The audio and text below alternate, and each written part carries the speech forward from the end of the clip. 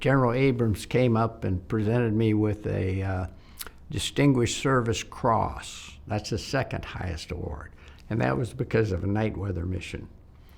And for that day, the 6th January day, I heard that I had been put in for a Distinguished Service Cross. Now, there were rumors that it might be upgraded, but I went to stationed at Fort Sam Houston, Texas, and I was presented with a second Distinguished Service Cross, and I thought, that's it. But what happened, what it turned out to be, it was an interim award while they processed it for the Medal of Honor. So I'm sitting in the office, and the guy called me, he said, "This is Major Scott from General Westmoreland's office. Congratulations. You're going to get the Medal of Honor for Action 6." I said, "Wait a minute now, are you sure?" And he says, "Yes, I'm sure. It was an interim award." And so I didn't believe him. In fact, my commanding officer made me write a memo. He says, "Brady, you guys mess around here. Are you sure?" I says, "I'm not sure. I just know what the guy told me." But it turned out to be true. At that time, I was in the 54th Medical Detachment helicopter ambulance, configured pretty much like the 57th from my first tour.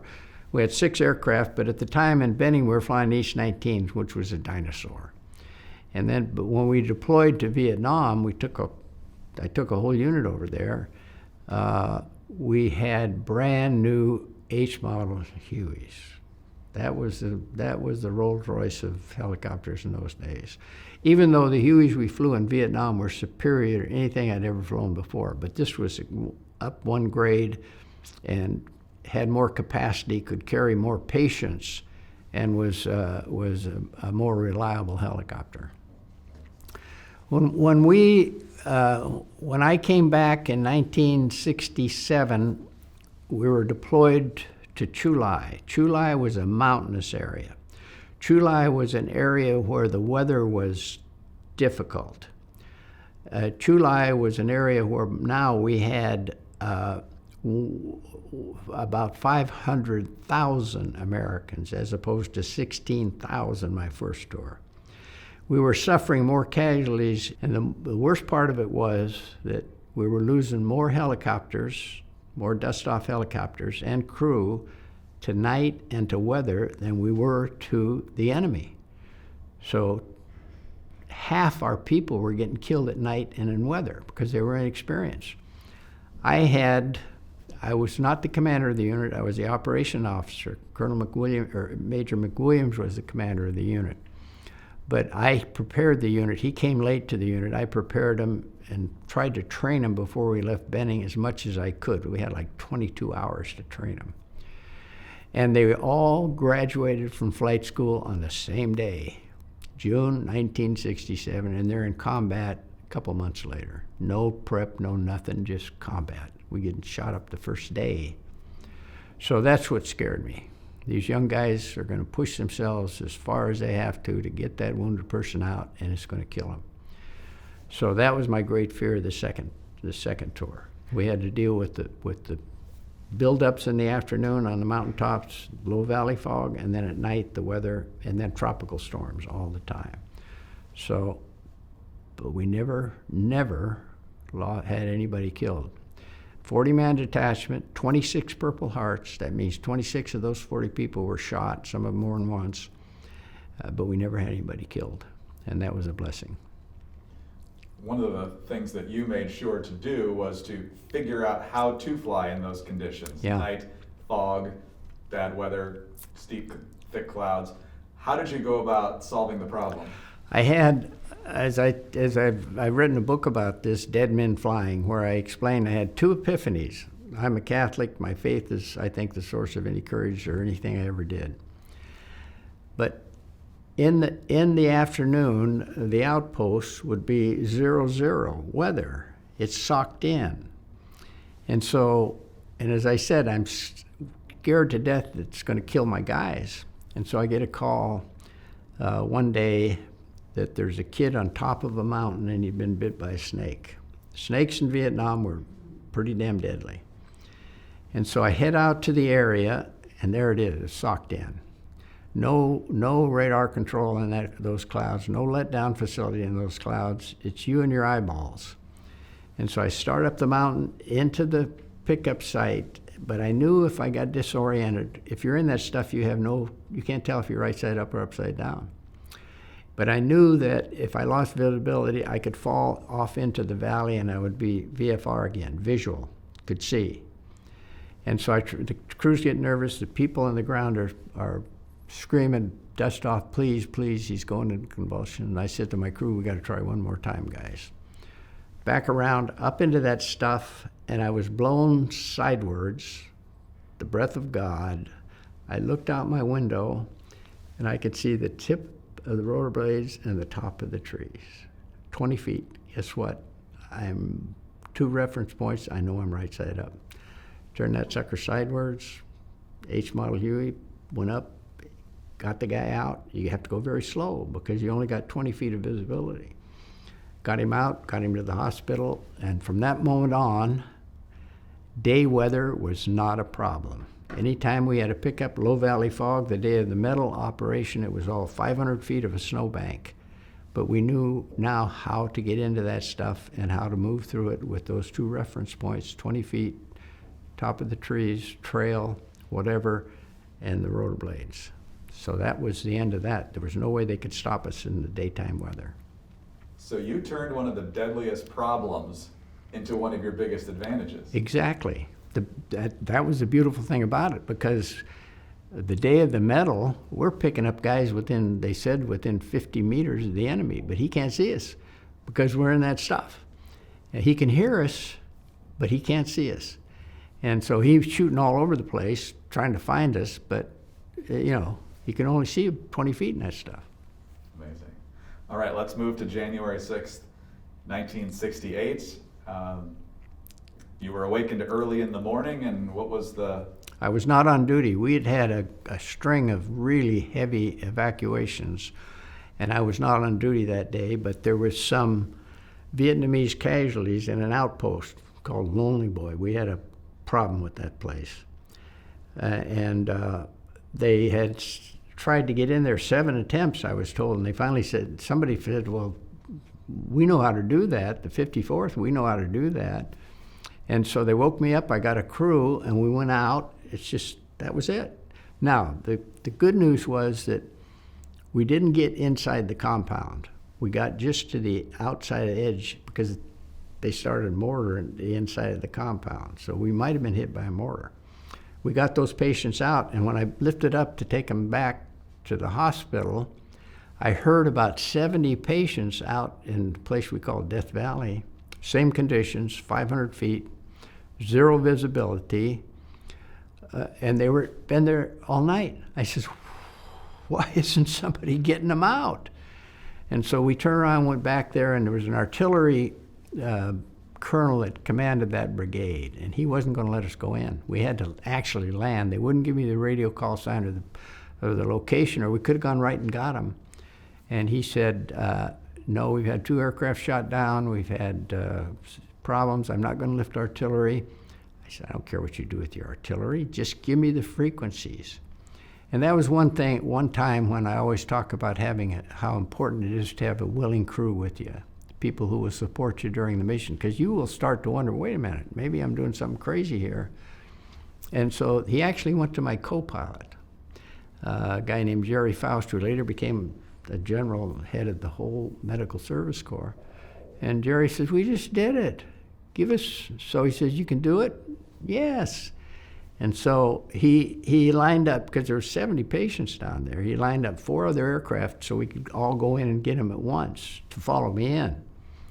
Well, the bad news was when I picked up to go down the hill, we were on a hilltop at an outpost. The weather's down here. I had no communication with those 4 aircraft. And so I slid into the stuff with the 2 points, and they were going to follow me. And I'm thinking, oh God, all of us in that fog together. And they all turned back. So we had to go in there 4 times, get all the patients. And the neat thing was that if you can visualize an outpost up here, and the fog down here where you can't see for miles. And then all of a sudden, the helicopter would come up through the fog, and we would drop the patients, and they would backhaul them, and then we go back down and get them. They said the first time we came up, they all stood up. Because they could hear you, were they firing at you? Oh yeah. Well, we actually flew the first time in. There was a trail that went in. The patients were right at the foot of the mountain, right at the foot of the outpost. And there was a trail that led me into where all the patients were. First trip in, I took a physician with me so he could sort the patients, triage them, and so we would get the worst out first. And I flew right over the top, 15 feet or less, over the top of an NVA uniform. They were in friggin' uniforms. And they, as we came up on them, they jumped, and then we disappeared. But then boom, boom, boom, boom. But hell, they had to take one hell of a lucky shot to hit us. We were talking about the negotiations you were having with the brigade commander. At one point, you needed to switch helicopters. Yeah. Well, the next mission on the day, if we're still on 6 January, so the first mission was in the weather, the outpost, Vietnamese casualties. Second one was the outpost in the weather, and I think the weather had a lot to do with the medal because they had never seen that done before. And then the third mission was into some elephant grass, and when we got down to the ground, the smoke was there, but nobody would stand up. They wouldn't show us where the patients were. They wouldn't help us load the patients. And boom, the enemy then got us. It's daylight by now. It's clear weather. They could see us, and they shot the heck out of us. So we jumped out of the area to see if we're still flyable. And we were. We didn't know how bad we were hit. Later, we found out that our controls were partially shot away. There's only a little bit of sliver of metal holding our controls together. And so then I told him, I know it's not secure. Don't lie to me about that. But if you'll stand up and help my people loading the patients, then we're coming back in. And they said, Roger that. So we went back in. We got the patients, and we had to change helicopters. So then the next mission was we had been picking up patients. The country was alive with combat, picking up patients all over, and coming back to our headquarters, we heard about some patients in the Minefield. And so that was, there was a dust-off aircraft sitting there, and the mine went off by the helicopter and killed some, and he left the area, and he says, don't go in, because he thought it was command-controlled things. But I saw where his skids were. And I knew that if I could hit those skids, that I would not set off a mine, probably wouldn't set off a mine. So I went back in, and the heroes in that were my crew members. I said, go get them. They jumped out of the helicopter and started running through the minefield and carrying the patients back. Nobody would move. Nobody would help them. They're froze in place. Everybody's dead or wounded. And so things are going good, and boom, they set off a mine. It blew them up in the air, filled the helicopter with shrapnel. They weren't seriously hurt. They finished loading it, and so I took them to the hospital, and all of them, the patients and my crew, and got another helicopter. And so flew on into the night. When that day was done, how did you feel? How exhausted were you? If they hadn't written it up and made a deal out of it, it was not much like other days. I had, not just for me, we had, in that unit, we had 117% of our aircraft shot up every month. And as I said, 26 Purple Hearts out of 40 people. So we were very busy. I had a lot worse days than that. I was perfectly safe that day for most of the missions. The weather missions. But then the minefield and the people shooting our aircraft up in another location. But I had another day where I think I had four aircraft hit in a 24-hour period. That doesn't mean that the aircraft were disabled. It just meant we took rounds, going in, going out. And by this time, we had developed some incredibly efficient medics, and crew chief. I mean, the statistics is very simple. If you get a guy within the golden hour, and I don't care if he's got both legs off, sucking chest wound, belly wound, I don't care what. If you get him to an operating room, a physician, he's going to live. In Vietnam, because of dust-off, 99% of those people we picked up, and in the course of 10 years, we picked up close to 1 million. If we get him into an operating room, a physician's hands, in that hour, 99% of them survived. And the ones that didn't survive were probably dead already when we put them on the helicopter. And so that was, in my unit, in the unit at 54th, my second tour, our time was 33 minutes. In other words, from the time you got shot until you were in an operating room was 33 minutes. And that meant, and that was after we finally got a nice system going, because we had Navy hospital, we had a surgical hospital, we had Vietnamese hospitals in our area. And so, boom, we can get the patient. We were off the ground in 2 minutes. We had the patient in 15 minutes or so, and into a hospital in another 15 minutes, and his life is saved. I don't care if he's got no legs. I don't care what's the matter with the guy. He's going to live. Incredible system. But those missions, I've had people, many come up to me and say, were you dust off 5.5? Were you double nickel? And I would say yes, and they would say, well, you picked me up, or you did me a favor, or what? And one time, I was given a demonstration at Fort Benning. This was after my first tour. And this young gal came up to me. She walked up to we had the helicopter there with the litters, and we're telling them how we did all this community relations stuff. And she says, can I give you a hug? And I said, you can hug me all day. She says, well, one of these helicopters picked up my husband in Vietnam. And the husband was behind her.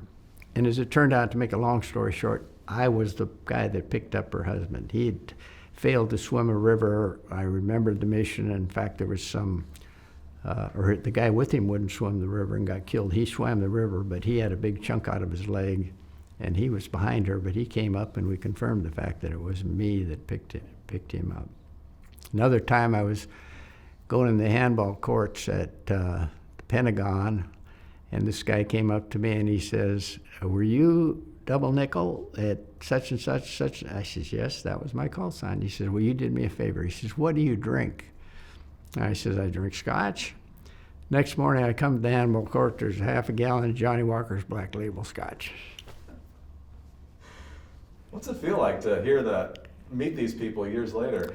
Well, but you know, in 2 years I evacuated, helped evacuate with my crew 5,000 people, 5,000 wounded people. So there's a whole bunch of people there.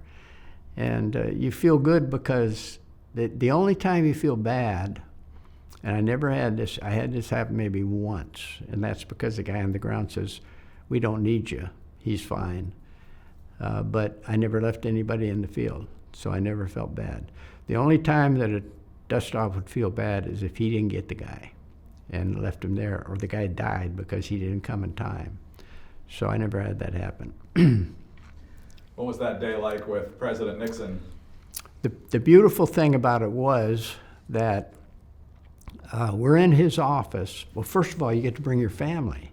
In those days, it was outside. So there was no limit on seating. Nowadays it's inside. It's very limited seating for Medal of Honor ceremonies. When the three guys with me, when we got ours, we were outside. I think there was 5,000 people there. So I could bring my family, my dad from World War II, and everybody, and plus they flew a C-47 full of my crew members and pilots who I flew with in Vietnam. A lot of dust-off people were there. So that was a beautiful thing about it. And then, we're in Nixon, the Oval Office. He says, you know, the Medal of Honor Society is meeting at the Shamrock Hotel in Houston. We're in right here at the White House. And we says, what's that? He says, well, this afternoon, after I present you with the medal, you will all be members of the Congressional Medal of Honor Society. And their convention is being held right now. would you like to go? And we said, I guess so. How are we going to get there? He says, well, take Air Force One. So he put us all on Air Force One and flew us down to the Shamrock Hotel. Now dig this, here we are. I guess I was the only officer of the four. No, Jacobs, there's two of us and two enlisted guys, and we're all close friends. We're the only four living recipients who got it all together. All the other ones who had more than one in a group, they're all split up.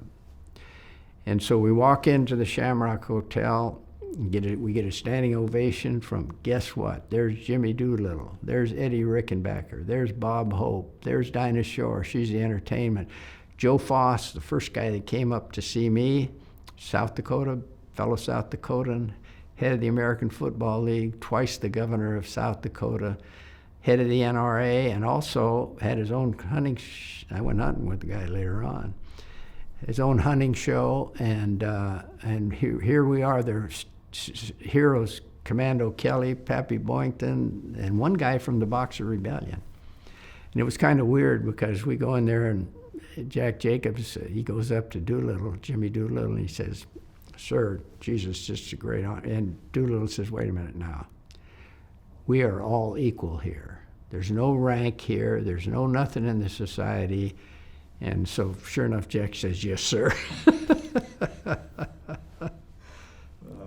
Beyond Vietnam, what in those intervening decades stands out most from your time in the service? As I think about, well, to be able to serve, that becomes like I didn't want nothing to do with the military. And so the fact that the system made me serve was a good thing, even though I thought it was communism at the time. And so I think the idea of service is so important for young people to take down the boundaries of self and do something for someone but yourself, and to serve your country, as we'll see in this city today with all these wonderful veterans gathered here, just to be able to serve.